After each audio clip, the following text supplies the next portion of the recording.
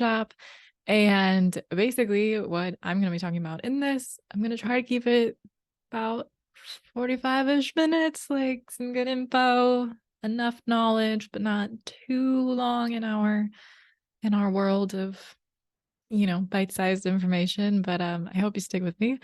And yeah, so I'm going to talk about a little bit about what is green web design if you're not familiar with it, what we can all do with it, and then some more specific actionable steps that you can take on your own website, regardless of whether you're a designer, a developer, just a business owner who's DIY'd your website. And it also doesn't matter what website platform you use. So this should work whether you're on Squarespace or Wix or WordPress or Shopify or some other one that I've literally never heard of. It really doesn't matter.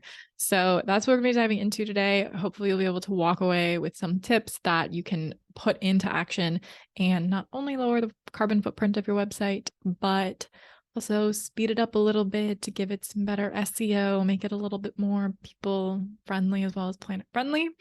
So let's dive in. Oh, I'm not selected. Okay.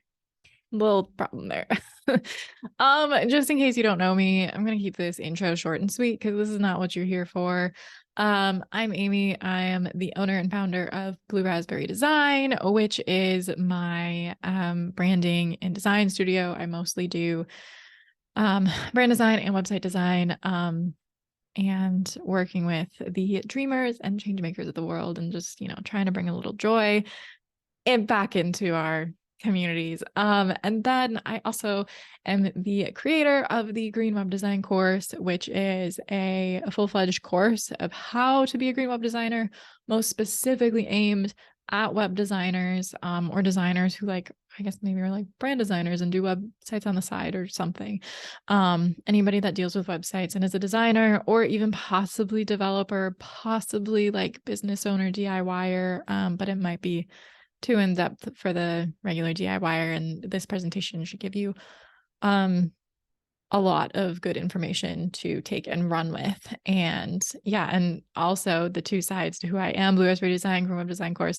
This presentation is branded very heavily on the Green Web Design course. So if you end up finding me and you're like, wow, this doesn't look anything like the presentation, she must be a really bad designer. I got two sides to me. So this is the web nerdy side. Anyway, enough about me and just establishing who I am. Let's dive into the reason you're here, which is green web design. What is it? So there's probably a million different definitions for green web design floating out in the world on the web. But this is the definition that I have created and stuck with pretty much through, well, it's evolved, but this is kind of where I always come back to. So green web design is web design that is kind to the planet, accessible for its people. And then this third one I always say is like in parentheses, it's like there, but it's not talked about a lot.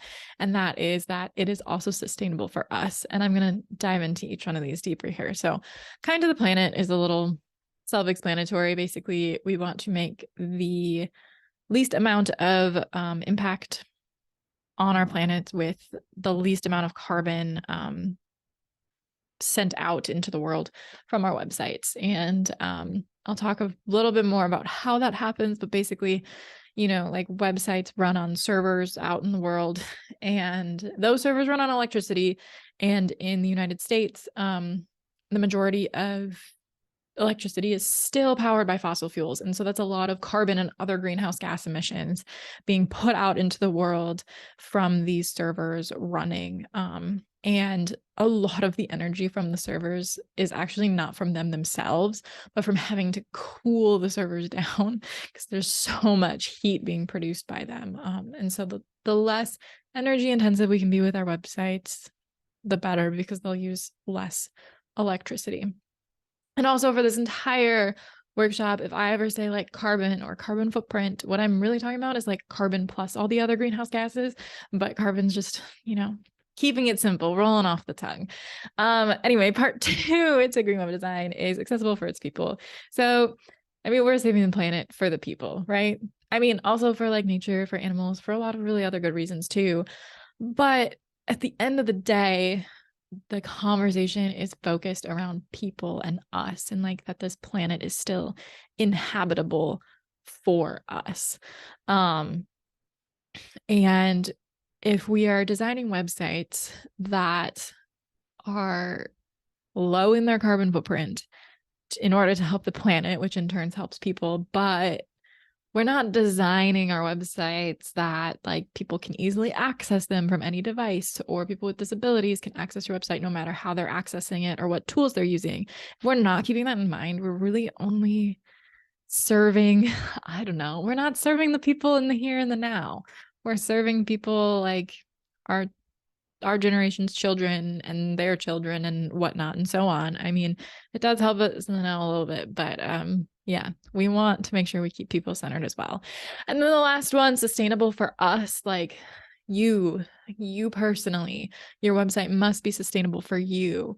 And basically what this one really gets to the heart of is you can't burn yourself out trying to make the most perfect and the most green website that has ever existed. A lot of people will shame others for their eco-friendly or not so eco-friendly choices in a lot of different aspects of their life. And the web is not immune to this. There's a lot of people that, and I say a lot of people, maybe there's not so many, but there's a lot of noise out there of green web designers and developers shaming business owners for using website builders like Squarespace or Showit or Wix because they're not the most eco-friendly options out there. And while they're not, if you were asking me what the most eco-friendly one is, I would probably say WordPress out of builders because you have a lot of customization opportunity there. But WordPress isn't good for everybody. I've talked to so many people who just like hate WordPress. It makes them want to pull their hair out. They hate going in to update their website. And so they never update it. And in turn, their website's not up to date. It's maybe not as good as they want it to be because they don't understand WordPress as well as they could understand like Squarespace. And therefore their website's just kind of sitting out there. It's greener, but it's not serving its purpose. And it's making them sad and upset and angry to have to go in and update this dang thing on WordPress. For the record, I love WordPress. Like I do. It's a personal preference, but some people really despise it. And I totally understand why. So to get back to my point from this tangent, but very important tangent, don't try to be perfect. Just try to do the best that you can with what you have and with what makes sense in your brain, because we are all different people and we need to extend the same compassion that we have for the planet and other people to ourselves and give ourselves grace. So don't burn yourself out. That's the part of the other part of Green Web Design. Okay, let's move on into how the web impacts the planet a little bit more and dive into that. So like I said before, websites live out in the world on a server somewhere in this like probably giant data warehouse kind of a thing in the cloud, if you will. And that's half of the equation to a web's impact. That is going to be where a lot of the stuff comes from, because again, these servers have to be cooled. The other half is the client side, and the client side is anybody visiting your website. So this is, I mean, this is me, this is you, this is literally anybody else. They are going on the web, they are putting in your site URL or whoever's site URL, and they're asking the server to communicate the data to them. And so it's this conversation between the client and the server side of the web. And basically what happens is, the client side is transmitting inputs of like, I'm going to this website, and the server's like, oh, that website, let me send you the data. And so through the internet, it's sending over the package of files, all the images, all the text, all the fonts, all the code, like videos, if they're there, everything is being sent over to the client. And the more that there is to send over, the more electricity is used, because like the more energy it takes, there's just more to send. And it will take longer on like the client side to load everything. So that uses more electricity as well. And that's kind of the simple version of how the web impacts the planet. And that opens up an opportunity for us to be able to start to lower our carbon footprint of our website now that we know that. If the more data that gets sent, the longer it takes and the more energy intensive it is, we can work with that. We can do something about that. Just as a side note, the other way in which the web impacts the planet is maybe not the web itself, but it's worth noting. So there's two little symbols under each of these, the lightning bolts for electricity, and then the little circuitry thing to represent the hardware. And each side has hardware and electricity usage. And the hardware does impact the planet. Like we have to mine for these metals. People in like horrible working conditions are putting these computer parts together, and that's also not great.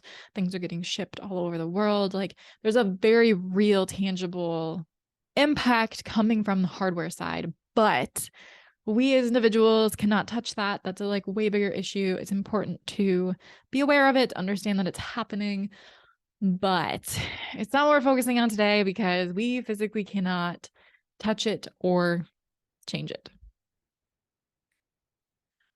But we can touch our websites and their file sizes. So just as a kind of reiteration from that last slide, the amount of carbon a web page emits is directly tied to that web page's file size.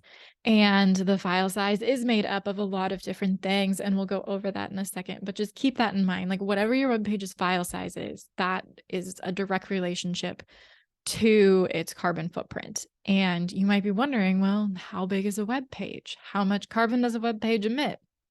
I got you. So this is a graph of the average web page size all the way back from 2010, a little over a decade ago, through 2022. 2022 is the most recent because 2023 hasn't finished yet. And so could pull the numbers from just the first 10 months, but it's pretty similar to 2022. I don't foresee a ton of changes actually happening this year.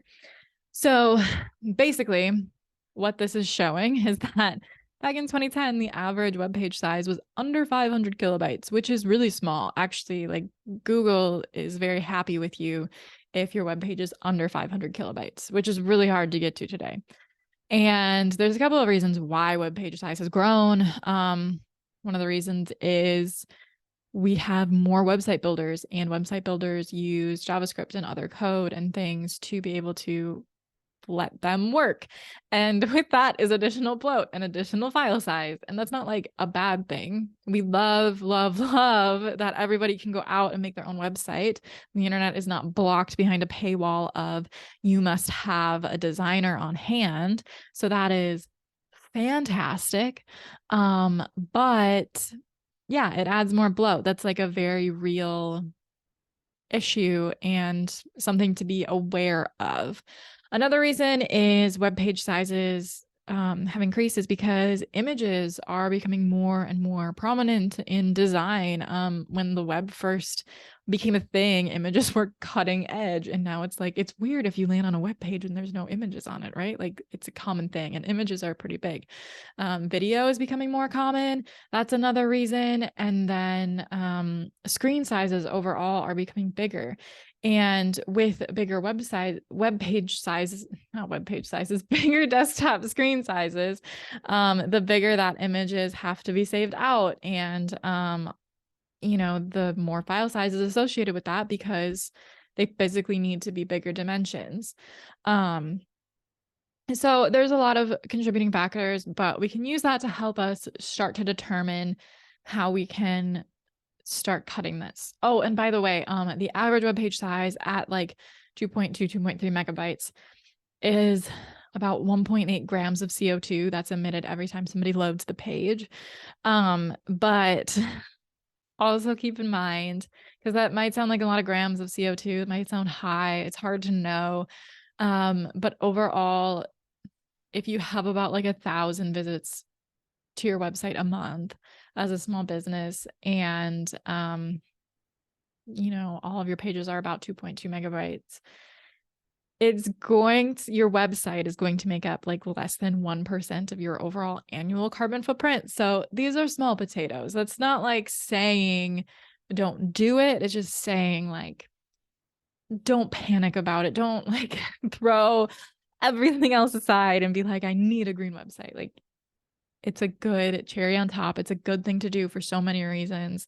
But don't burn yourself out. That's my mantra for today. Don't burn yourself out, and always.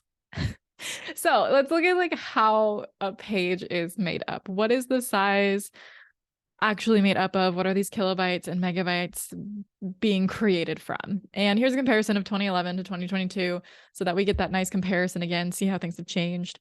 So in both years, HTML, style sheets, and fonts are relatively small. Style sheets and fonts went up, not in a way that's like super concerning. A bonus tip for you on the fonts is, maybe just use less variations or less different fonts. If you can, if you can't, don't worry about it. It's less than 300 kilobytes of the average web page. So that we're not focusing on fonts. That was just a little tidbit.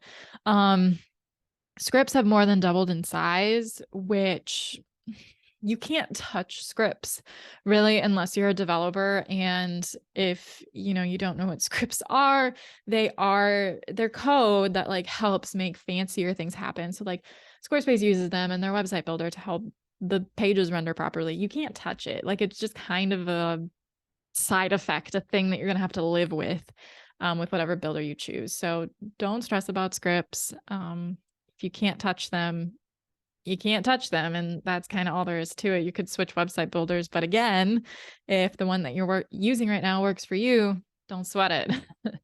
Then images have about tripled in size. Images make up about 1 megabyte of a web page. So about half of every web page is images, which is kind of interesting, but that means it's really a huge opportunity. And then the elephant in the room, because you're probably like, why are you talking about images? Look at video. It doesn't even fit on the dang slide. Yeah, it doesn't. If I'm remembering correctly, video, when it's on a web page, makes up about 3 megabytes of a web page. I didn't want to adjust the scale because it would make everything else really hard to see the difference in. And all you really need to know is that if you use video, video will be the biggest contributor to your page size, and you should optimize it. However, not every website uses video.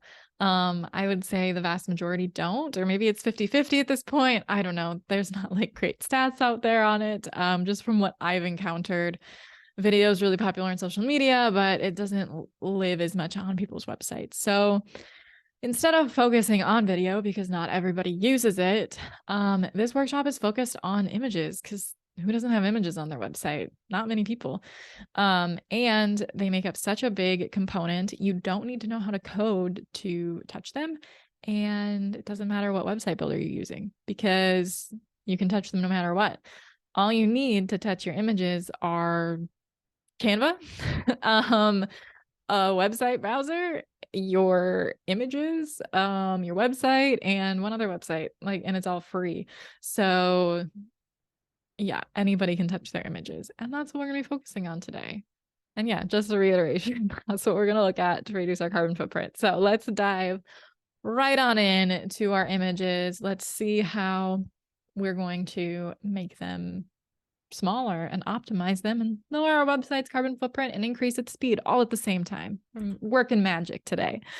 So 3 things need to happen to reduce one image's file size, and you would theoretically have to go through and do this with every single image on your website, which sounds like a lot, but I promise it's not. So the first thing that you want to do with an image is resize it properly.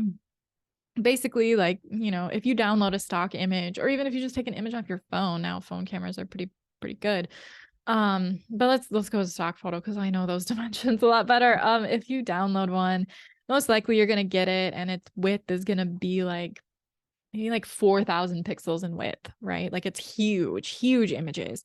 If you just take that and you don't do anything to it and you just upload it to your website and you use it, that's a huge image. We don't need 4,000 pixels in width on our website. So resizing it properly is really scaling it down, making sure that we cut out all those extra pixels and it is only the size that we need it to be. Next, choose the right format. So this is about saving it as the proper file extension, which we're going to simplify. There's so many image file options out there. We're only going to look at 2, and it will make your life a lot easier to only talk about those 2. And then lastly, this third step, if you do neither of the first 2 steps, but I hope you do this last step, because running them through an optimizer, the one that I'm going to show you, I can quite frequently save 50 to 80% in file size. So it's amazing, it's huge, and it doesn't take very long, and it's free. So let's dive into the resizing your images properly. Basically, to do this, and after this, because this might look a little confusing, I'm going to jump into a real life example of how we would do this. But go through every image on your page and see how big is this image relative to my window browser size. So in this example, the X's are like, that's an image. That's how us designers do an image placeholder. So in that first one, that 1920 pixels is labeling an image that is full screen. It takes up the full width of the browser. And if an image takes up the full width, the width that you want to save it at in pixels is 1920 pixels. This means that in the vast majority of cases, unless you have a portfolio and it's, you need people to be able to zoom in and zoom out, the max file size, or not file size, the max dimension in width that you want to save your image at is 1920 pixels. So even if all you take away from this specific step is all of my images must be 1920 pixels in width or less, I'm just going to save them all at 1920 pixels.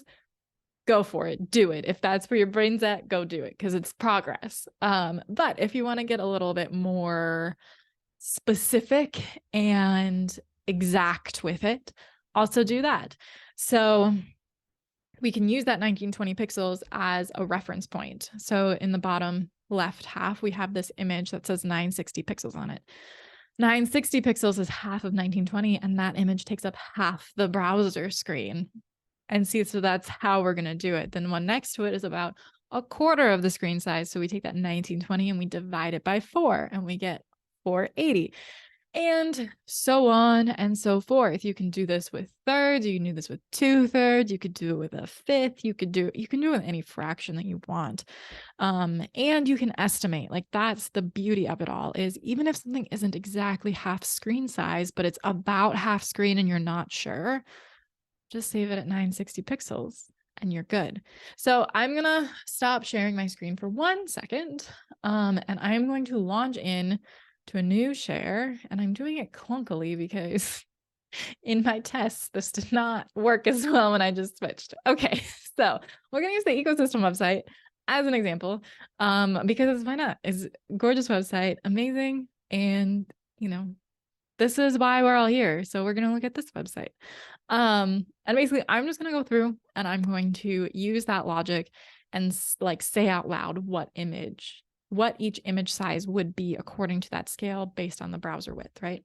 So this top image, pretty easy, full screen. It goes all the way from one end to the next. This background image, full screen. This would be saved at 1920 pixels in width.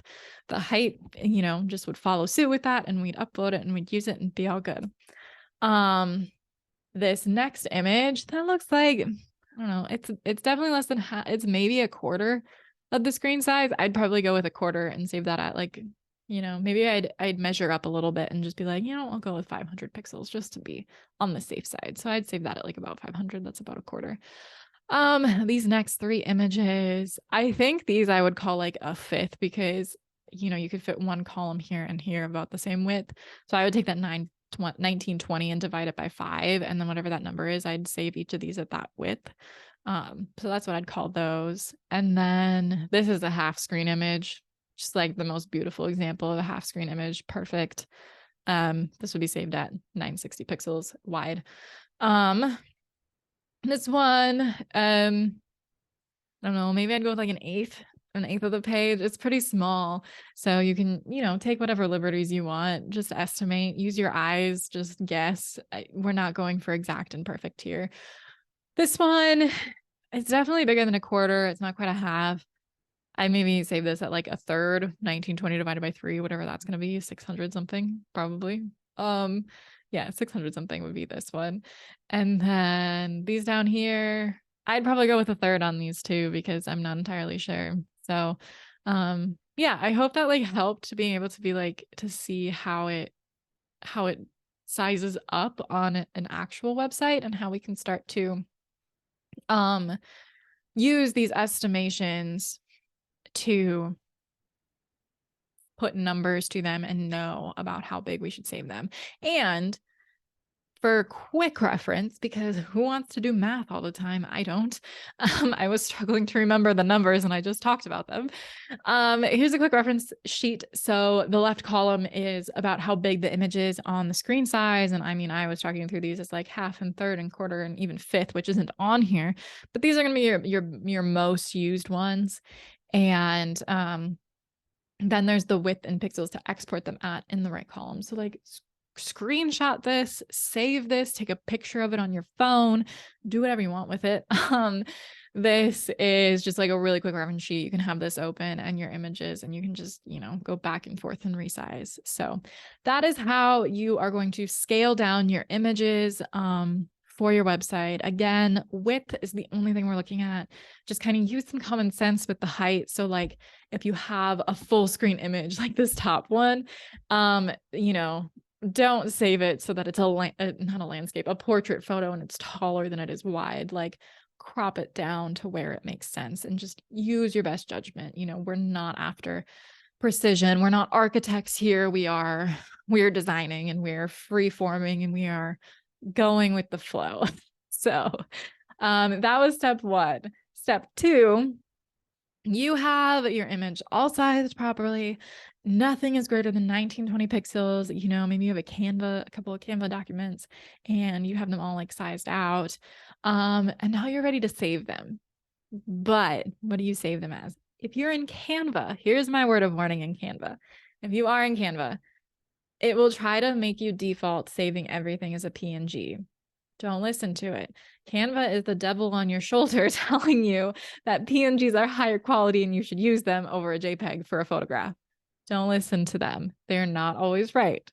So when should you save as a PNG and when should you save as a JPEG without Canva's input?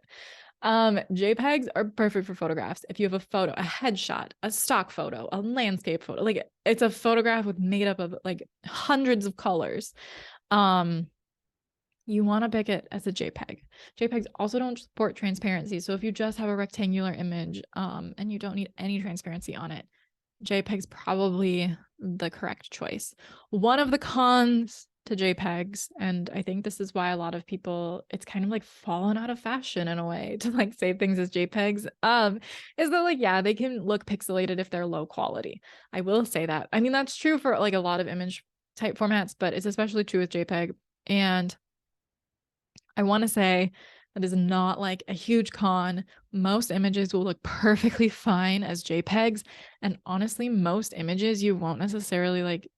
If you showed me 2 photographs side by side, one was a JPEG and one was a PNG, I wouldn't be able to tell you which is which. I wouldn't. Like it's just not to the human eye, at least to my eye. I can't tell. So don't worry about that negative to JPEG. It will be okay. Stock photos are good quality when you download them from good places.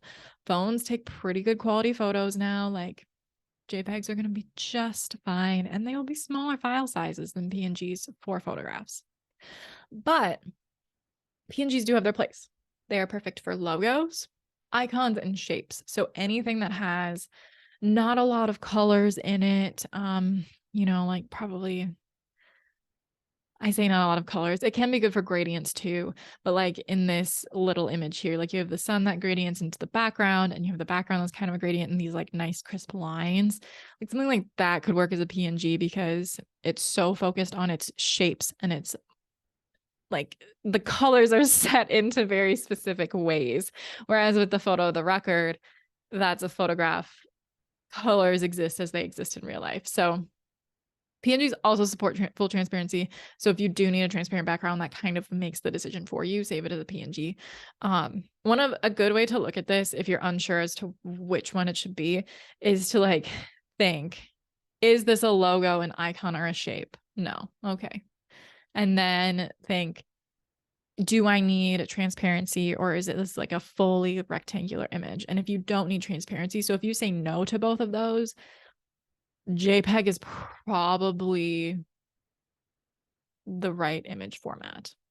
There's some asterisks there, but overall, that's going to lead you to some good success. So that is how you choose the image format. And now we have resized our images. We have scaled them and we have saved them as the proper format. I recommend saving them into a file folder and just be like, and I usually call my file folders at this stage like images to compress, because there's one step left, and this is such an important step, and it's to optimize your images / compress your images. Optimize and compress. I'm using the terms interchangeably.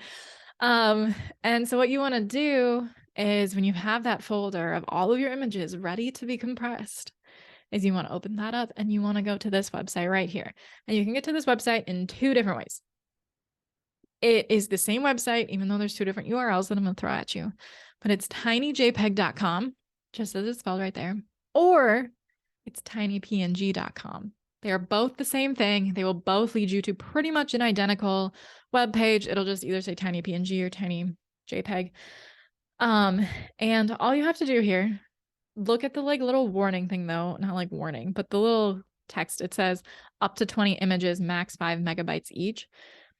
And that's all that it will allow you to do on the free version. But that doesn't mean you have to pay for this. What it means is you just have to do them in batches. So if say you have like 40 images for easy math, grab the first 20 from your folder of images to compress, you drag them into this little dotted box, and it will upload all of them and it will do its thing. It will compress all of them. It'll work its magic. And then it'll say like how much percentage that you saved. I frequently get 50 to 80%. And then you can download all of them. There will be a button to download all. And so you do that. And then you can just go back to tinyjpeg or tinypng.com, get right back to this page.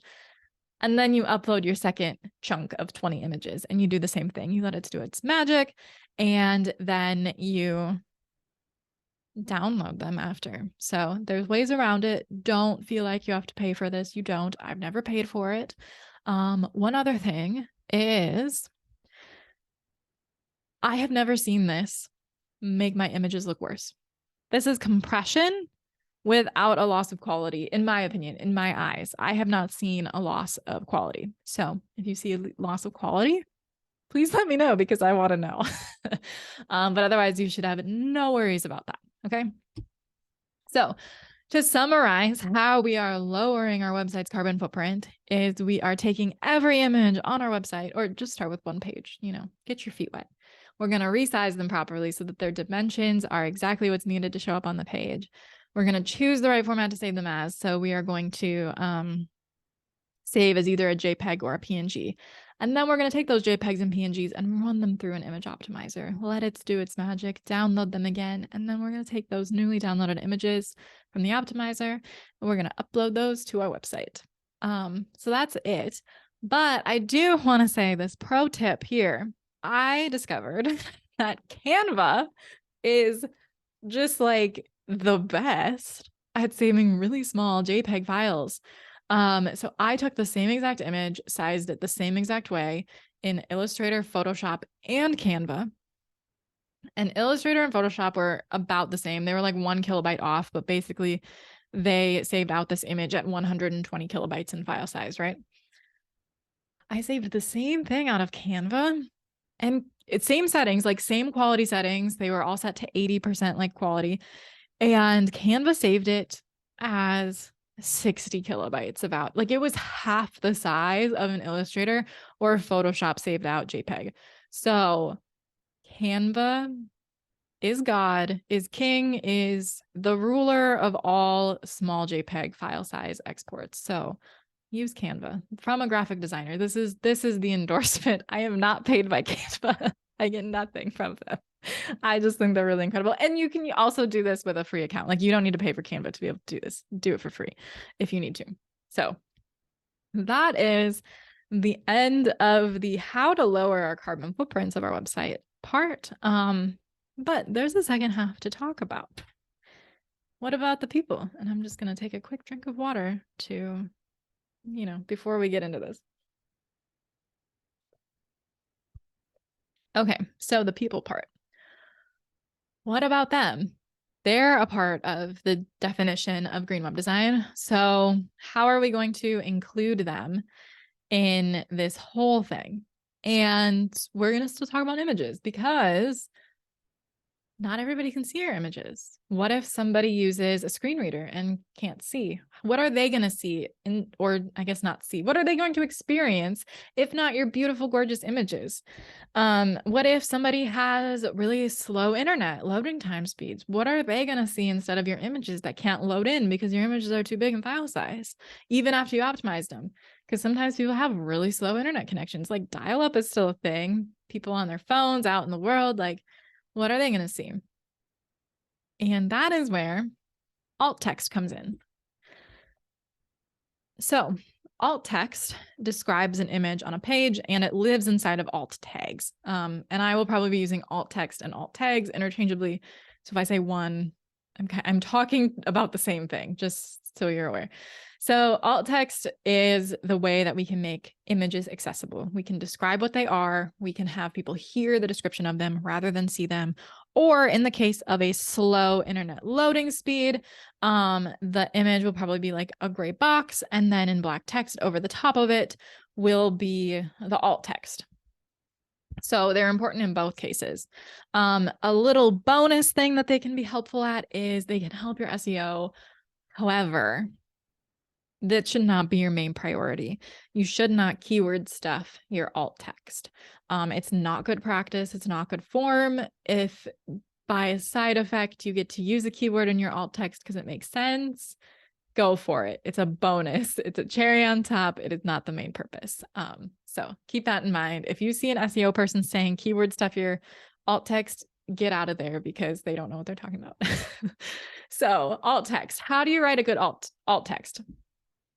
It is very difficult. I will say it is not easy to write good alt text. It is an art form. It's like part copywriting, part accessibility knowing, part maybe designer. I don't know. It's like a bunch of different things going on at once. So look at writing alt text as a journey rather than like, I'm going to get this right away because, you'll learn as you go. Just do the best you can, adjust when you know better. That's how all accessibility kind of should be approached. So the first tip is limit your text in the alt tags to 125 characters. And this is just short, sweet, to the point. This is shorter than an old school tweet. We don't want to bombard them with every single little detail. We just want to pull out the essence of the image. The second tip is consider its context. So the image is context. For example, let's say that there is an image and it's people shopping at an outdoor farmer's market. The people are wearing masks and winter coats and winter hats. Okay, keep that image in mind. Let's say this image was with an article where the title was people still out shopping at farmers markets despite COVID. In that alt text about the image, it would probably be important to say something like people wearing masks shopping at the local farmers market, something. You want to reference the masks that they're wearing because it's directly related to the context of the article being COVID. But let's say that the article title was winter cold doesn't stop people from shopping at the outdoor farmers market. Then the mask part becomes less important, but you'd probably want to write alt text that says something like people bundled up in winter jackets and hats shopping at the farmer's market. You'd want to reference what they're wearing, like people dressed for the attire. They're not letting the cold stop them. That's the key context. So really consider the text around it and why this image has been chosen. And the last piece, which is the hardest piece to like wrap your head around, to get good at, in my opinion, is to remember that emotion matters. So we are all people. And as people, we want to be connected with, we want to be seen, we want to be talked to. Alt text is not an exercise in who can be the most descriptive about an image. You don't need every little detail. Some details are boring, but some details are important based on how they might interact with our human brains. Like we're people and we need to remember that. And to go along with that and to emphasize the emotion matters point, I have a quote that I want to read out. So this quote is from Leonie Watson. She works in accessibility. She uses a screen reader, so she's either like low-sighted or doesn't have any sight. I can't remember off the top of my head, but it doesn't matter. That's how she interacts with the web, is using a screen reader. So this is what she had to say. Like sighted users, we'll skip around the content of the page until we find something that interests us. If the first few syllables of an alt text sound promising, we'll pause to read. If they don't, we'll move on to the next element on the page. Also, like sighted users, we're often likely to pause on something unimportant, but which captures our imagination. So with that, just like think about the things that capture your attention on a page. If you're scrolling through somebody's about page, what captures your interest? Is it, all of the degrees that they have, all of their little credentials that makes them super skilled and like super good to hire? Not saying that's unimportant, but stay with me here. Or is it the fact that like, hey, they made a reference to one of my favorite artists or one of my favorite TV shows, or they told a corny joke, or like, what is it that captures our attention? So like, keep that in mind with alt text, because it can bleed into your alt text to help, your brand voice and your brand come through, and also just who you are come through. So let's keep all of this in mind, and we're going to go through a couple of examples to really drive these points home, and help you understand how you can write good alt text. So the first example, no images involved in this one. I want you to put yourself in the shoes of somebody who is using a screen reader, who cannot see the web page in front of them because they wouldn't be able to see the images. So you don't get to see the images either. I'm going to say 2 descriptions that somebody could write for the same image.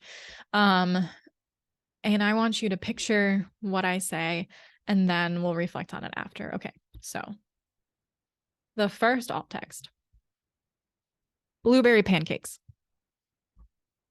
That's it. Just those 2 words, blueberry pancakes. So hopefully you have an image in your mind of what you think that would look like if that was the alt text. Okay. So kind of hold on to what that looked like. Now set it aside. Just like, we'll get back to it in a second. Second alt text, a stack of fluffy blueberry pancakes dusted with powdered sugar and maple syrup running down the side. Okay, so obviously the second one was more detailed. And technically, if you had a stack of blueberry pancakes as the photo, neither would be incorrect. But I'm sure that they gave you very different feelings based on the words chosen and based on the level of detail that was given.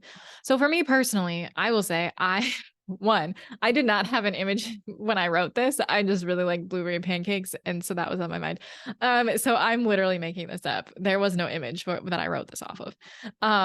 But the first image, to me, the blueberry pancakes, it feels like the image would be maybe 2 kind of flatter blueberry pancakes, just kind of like tossed on a plate. Maybe they came out of the freezer and they were just microwaved. Maybe it was a box mix. Like, I don't know. The blueberries are like small in my mind. It's like a dimly lit room. It's like that, somebody just went to their fridge. They had a rough night. It's the morning and they're like, I'm going to have blueberry pancakes and I'm not going to like it. That's the image that I get, because there's no care put into that alt tag. But with the second one, I see like the most gorgeously fluffy pancakes, like just the lightness of the color on them. They're not overdone. They're just like perfectly done. They're stacked and you can like see the air gap in between them just a little bit. There's maybe like additional blueberries just like sprinkled over the top. They're on like a bright white kind of like fancy plate and in like a spotlighted environment, just like bright and just looking so delicious. Maybe I've gone overboard in my description, but that's what I picture from that alt text. And, you know, if that's what the image looks like, then that would be a good job. Maybe it's not what the image would look like.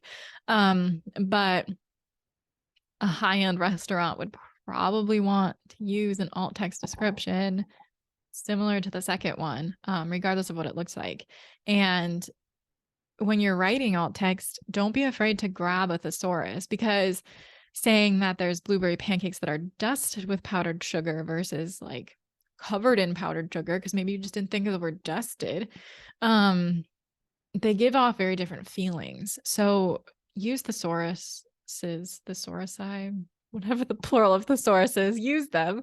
And don't be afraid to tweak. Don't be afraid to edit. Don't be afraid to read your alt text to somebody else and be like, what are you picturing? Have them think on it and then show them the image and see if you did a good job. But let's move on to an example of having an image in front of us, because this is what you're going to be doing. And how we can maybe dive into the details of them to write good alt text. So these are two images of a fern. You could write alt text that says fern, and you wouldn't be wrong. You wouldn't be totally wrong. Like, they're ferns. That's true. You're not lying. But they're very different images in the feelings that they give off, right? The one on the left, my mind thinks that this image would be chosen because it looks kind of strong and proud to me, like the way in which the fern is like holding itself up. And with the person holding it, like it's a connection between people and nature. Like, and obviously this person has like ripped this stem off of it, but we're not going to think about that. I can see this image being used alongside web content that says something like, our main value is sustainability, and this is what we're doing to commit to sustainability. Like, it's a very strong moment. The one on the right, on the other hand, gives me a feeling of optimism and hope.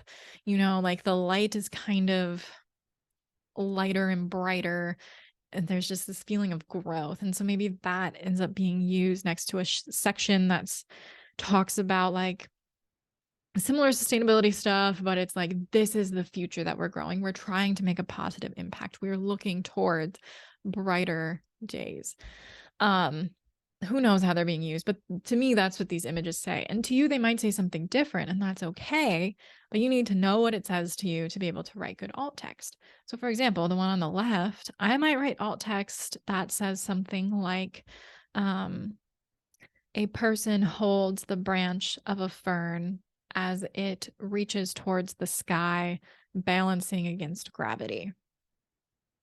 To me, that kind of sums up how it's reaching up, but it's, you know, it's a little uneven in its demeanor because there is gravity trying to pull it down, and it's still standing strong. So the balancing against gravity kind of helps to create the tension in words that's there in the image. And somebody could probably write better alt text than that, but this is, that's where I'm at with the alt text. I don't write perfect alt text. So if you were like, that was bad, improve on it, go for it. Tell me where I'm wrong. Please do, because like it's all a growth.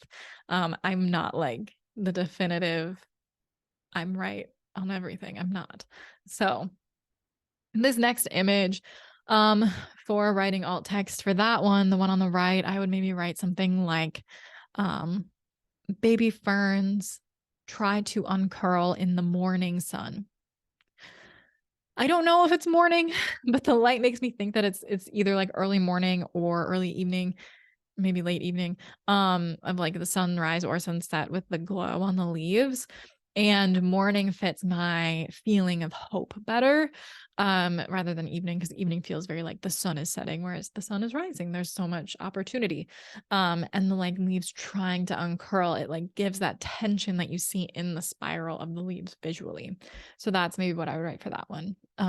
But again, context matters. If these aren't next to information that I said that they could be next to, then that changes how we talk about them as well. So think about it from a full picture. Think about why you chose the image that you did, and then really consider, like, what are the details I need somebody to know about this?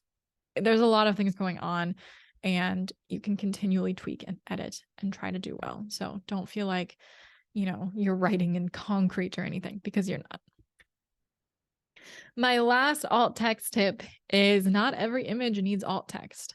So, for example, if this slide was on a website and say this is a section and the dots on top are a section divider, like for a visual break, you would probably be tempted to want to add alt text to that pattern.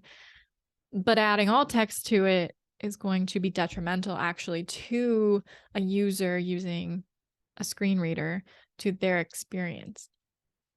Because, for example, what would you write as alt text for it? I feel like I'd write something like circle border pattern, because, like, I don't know what that is. It's a pattern, it's a border, there's circles. I don't know. That's where I'm at. And if somebody's like reading along and like, this is the content and it's being read to them, and then they get to the end of the section and all of a sudden it's just like circle border pattern, and then it picks up again with the next section. Like, what is that? People are gonna be like, what? I'm sorry, what was that? Let me go back. It would be really weird and jarring. It would like break up the whole pace. So something like that, a decorative element, it adds visual breaks and visual breathing room. It actually adds clutter and noise to, like, somebody else's experience if they're using a screen reader. And it might not be obvious which ones are decorative and which ones aren't from the get-go. So what I encourage you to do is to install a screen reader on your browser and go through your website at least once to see how everything functions. There's a free screen reader plugin that you can use with Chrome. Just go to, the Chrome plugin store, search screen reader, and it'll be right there, and install it and try it out. My one word of advice / word of warning is once you install the screen reader, it will immediately start talking to you. So only install it when you're ready. Don't like install it to be like, oh, I'll be prepared for later, because there is no later. It's here and now. When you install it, it happens, it talks to you. And number two, I jump scared myself because I was not prepared. So don't do what I did. Make sure you're ready for it. And like, it seems really obvious in hindsight. Like, of course it'll start talking to you immediately, but I am privileged compared to people who are using a screen reader. And so, like, it's just not an experience that I've had. And so it's not something that I thought about. So that is my word of wisdom. If you are going to use it, I think you should. But yeah, be careful. Only install it when you're ready. But overall, in conclusion, with your images, you should be able to resize them, save them at the proper file type, and optimize them through tiny JPEG, tiny PNG. You should be able to do that. Add your alt tags and everything. Do all of that stuff. But at the same time, just like a reminder, don't burn yourself out chasing perfection. You making your website the greenest it can be is not going to save the planet. It'll help your website too, in the sense it'll like increase its load times, have better SEO, and it will be more accessible, but it is not like an all or nothing in the fight for the climate. So do what you can. Progress, always progress, not perfection. And don't stress about it. That's like the big thing. But overall, thank you so much for attending this workshop, having me here, Erica. Thank you so much. If you have any follow-up questions, please don't hesitate to reach out. These are my two websites. You can find my contact information there. Send me an email or DM me on LinkedIn. My Instagram is in a state of weirdness right now, so I don't really check it. So LinkedIn or emailing me will be the best. And I am here to answer questions. Like, I promise you, email me stuff. I will answer. I love talking about this stuff. I love answering, whatever, even if you think it's a silly question, send it to me. So I hope this workshop was helpful and beneficial to you, and that you can get started on your green web design journey for your own website. So have a good rest of your day.